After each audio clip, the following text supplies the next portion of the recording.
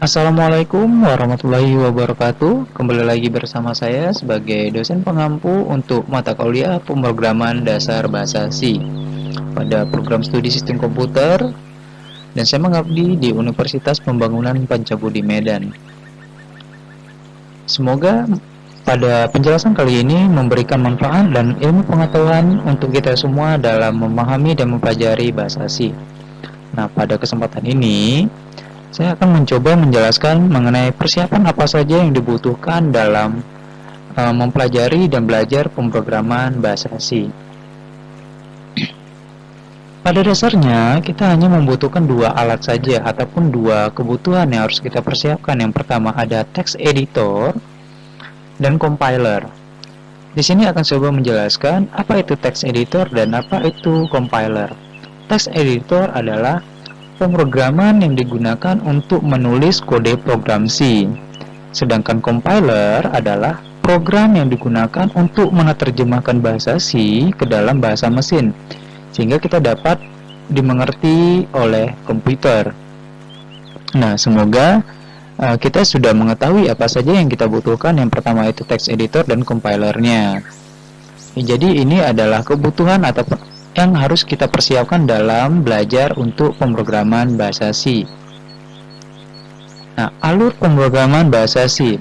Jadi dimulai dari adanya text editor ataupun coding ataupun source code yang sudah kita buat di dalam text editor dalam format C, program C, kemudian akan dicompiler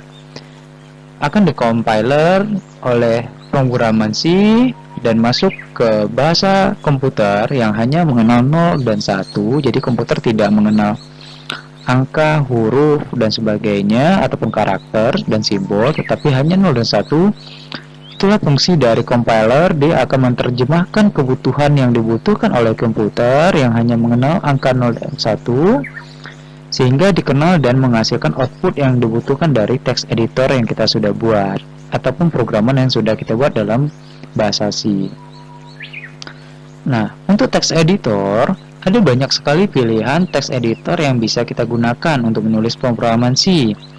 Ada Notepad, Notepad++, Gedit, Geany, Mousepad, Cat, Atom, Xcode, Sublime Text, dan sebagainya. Jadi silahkan pilih salah satu dari text editor yang menurut Anda nyaman, Anda mudah untuk digunakan, dan mendukung dari kebutuhan Anda. Jadi ini adalah pilihan-pilihan dari text editor yang ada saat ini, dan banyak lagi text editor lainnya yang beredar saat ini. Jadi silakan pilih text editor yang kamu sukai dan yang biasa digunakan.